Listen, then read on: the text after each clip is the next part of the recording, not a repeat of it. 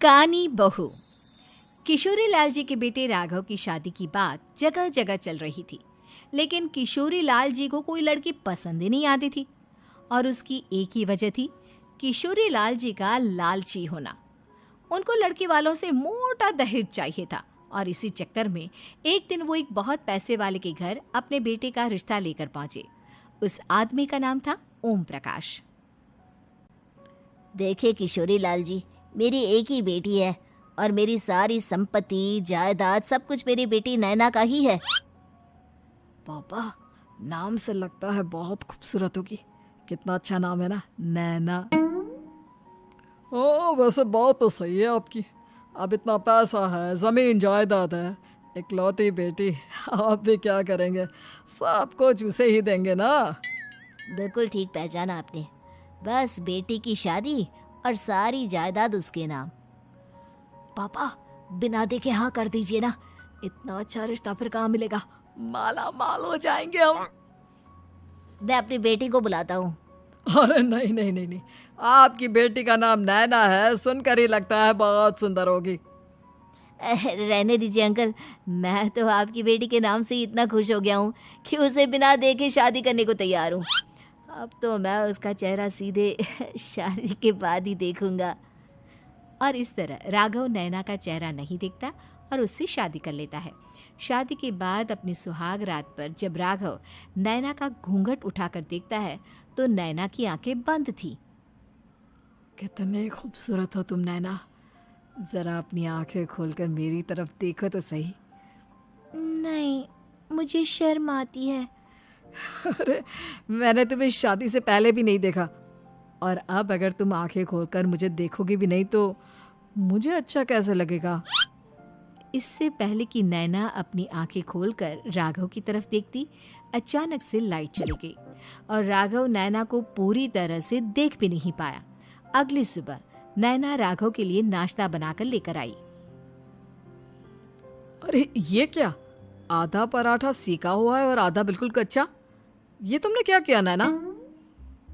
बहू, तुमने क्या आधा पराठा तवे से नीचे लटका कर रखा था, जो आधा सिका है और आधा कच्चा? मुझे जितना दिखेगा उतना ही तो सीखूंगी ना पापा जी। जहाँ जहाँ मुझे नजर आ रहा था वहाँ मैंने सीख लिया, और जहाँ जहाँ नहीं दिखा वहाँ कच्चा रह गया होगा। इसका क्या मतलब है? ये कैसा मजाक कर रही है तुम? अरे बहू, तुमने इतना लंबा घूंघट क्यों लगाया हुआ है? देखो, हमारे घर में बहुओं को बेटी की तरह रखा जाता है, और फिर तुम तो इतना सारा माल लेकर आई हो। देखो, ये घूंघट डालकर रखने की कोई ज़रूरत नहीं है। हाँ नैना, पापा जी ठीक कह रहे हैं, तुम तो आराम से रहो, अपना ही घर समझो। नैना अचानक से अपना घूंघट उठा लेती है। अरे ये क्या पापा, नैना की तो एक आंख फूटी हुई है। नाम से नैना, लेकिन ये तो कानी बहू निकली। मेरे साथ धोखा हुआ है, धोखा। बिना दिखाए अपनी कानी लड़की मेरे संग ब्याह दी। मुझे कानी बीवी नहीं चाहिए। मुझे अभी ओम प्रकाश जी से बात करनी पड़ेगी।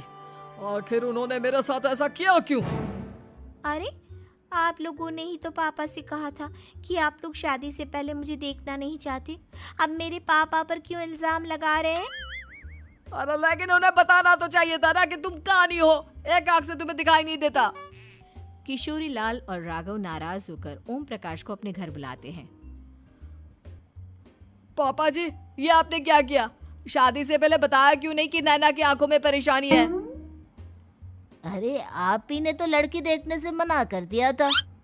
अरे लेकिन आप बता तो सकते थे। आपको तो हमारी बेटी की प्रॉपर्टी चाहिए थी, वो भी पूरी की पूरी। अब क्या हुआ अगर उसे आधा दिखाई देता है? प्रॉपर्टी तो आपको पूरी मिल गई ना। अरे ये क्या बात हुई? मेरी शादी प्रॉपर्टी से नहीं, आपकी बेटी से हुई है। अब ये तो पहले सोचना चाहिए था, तब तो मेरी प्रॉपर्टी देखकर तुम्हारी जुबान लप लपा रही थी। लेकिन मैं कानी लड़की को अपनी बीवी बनाकर नहीं रख सकता। पापा, कुछ करिए ना आप। हाँ, करता हूँ। देखिए ओम प्रकाश जी, आप हमारे साथ ऐसा नहीं कर सकते। और तुम देखो, अगर तुमने मेरी बेटी से शादी तोड़ी ना, तो जो भी प्रॉपर्टी मैंने तुम्हें दी है वो तो पूरी की पूरी वापस ले ही लूँगा, और आधी प्रॉपर्टी तुम्हारी भी लूँगा। अरे मेरी आधी प्रॉपर्टी भला क्यों लेंगे आप?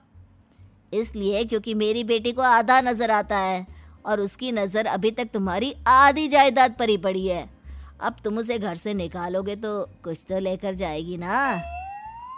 और अगर हम आपकी बेटी को अपने घर की बहू बना कर रखे तो? तो तुम्हारी पूरी प्रॉपर्टी तुम्हारी ही रहेगी, और जो मैंने तुम्हें दिया है ना, उसमें से बस मैं आधा लेकर जाऊंगा। अरे लेकिन अब आप अपनी दी हुई प्रॉपर्टी में से आधी वापस क्यों लेकर जाएंगे? अगर मैं आपकी बेटी को अपनी पत्नी बनाकर रखने को तैयार हूं तो? इसलिए ताकि भविष्य में अगर तुम मेरी बेटी को धोखा दो तो उसके पास कुछ तो रहे जो पति का हो।